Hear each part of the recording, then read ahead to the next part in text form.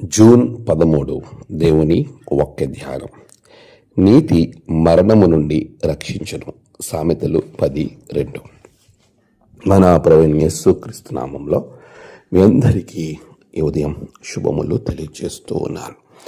ప్రియమైన విశ్వాసులారా, దేవుని మహాకృప మనలను మరొక నూతన దినంలోనికి నడిపించిన విధానాన్ని బట్టి ఆయనకు స్తుతులు చెల్లిస్తూ ఉన్నాను.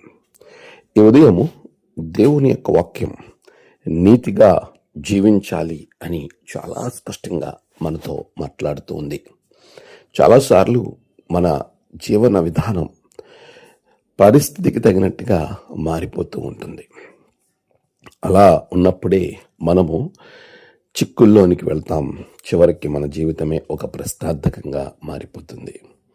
ప్రియులారా, నీ నీతే నిన్ను రక్షిస్తుంది.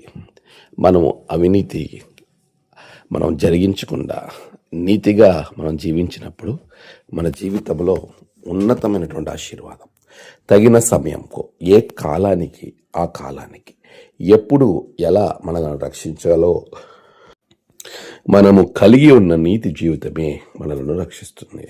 ప్రభు వాక్యము ఎప్పుడు నిరర్థకము కానేరదు.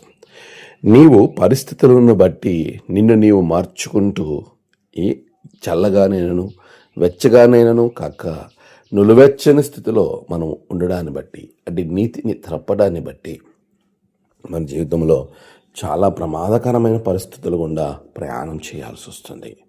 ప్రియులారా, పరిస్థితి ఏదైనా కావచ్చు, నీతిగా జీవించాలి. ఎందుకంటే మన యొక్క దేవునికి ఇవ్వబడిన పేరు నీతి సూర్యుడు.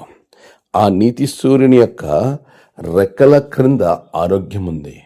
ఆ నీతి సూర్యుని వలె నీవును జీవించాలని ఆయన కోరిక కలిగి ఉన్నాడు. అటువంటి నీతి సూర్యుడిని నువ్వు దేవునిగా కలిగి ఉండగా ప్రభువు కొరకు నువ్వు నీతిగా జీవించాలి. ప్రభువుని బయలుపరచుట కొరకు మనం నీతిగా జీవించాలి. అవినీతిని మనము ఏమాత్రము ప్రోత్సహించకూడదు.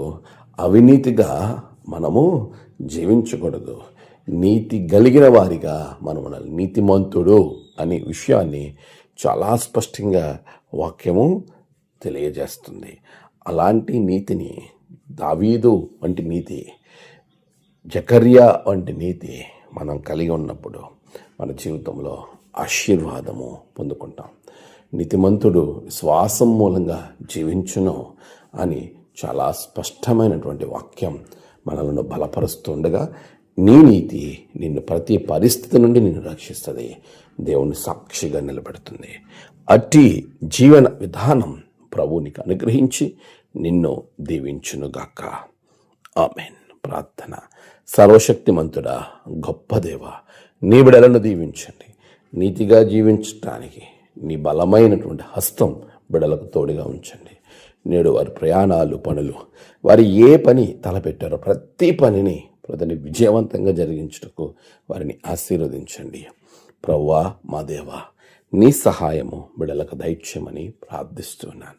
నీ కృపలో ముందుకు నడిపించండి నాయన. మా తండ్రి, నేడు జన్మదినము, వాహదినము, ఆయా విశేష దినములు జరుపుకున్న బిడలను బహుగా దీవించండి. తమ ప్రియులను కోల్పోయి ఉన్న వారి కుటుంబాల్లో నెమ్మది, ఆదరణ అనుగ్రహించండి. దినదీవెనతో నింపి మీరే మహిమ పొందమని యేసయ్య నామమున ప్రార్థించి వేడుకొంచున్నాం తండ్రి. ఆమేన్. తండ్రి, కుమార, పరిశుద్ధాత్మ త్రియేక దేవుని ఆశీర్వాదం మీకు తోడుగా ఉండి నడిపించునుగాక. ఆమేన్.